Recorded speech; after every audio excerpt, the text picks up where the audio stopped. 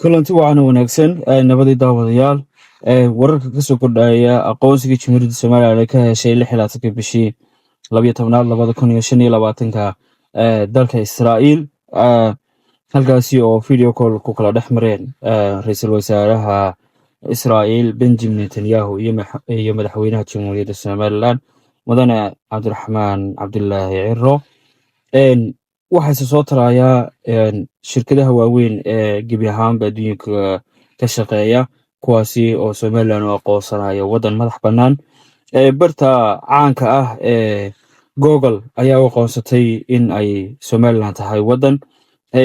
haddii aad halkan ka raadisid aad ku qortid Soomaaliland waxay ku soo saaraysaa country ba halkaas kaga soo saaraysaa si wadamada caalamka oo dhan dhamaantood ay uga soo saarayso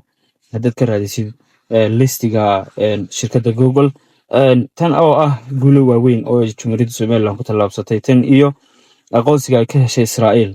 sidoo kalena wararka soo gaaraya waxay sheegayaan in bilahan soo socda ee January inay Jamhuuriyadda Soomaaliland ay aqoonsan doonaan wadamo aad u waaweyn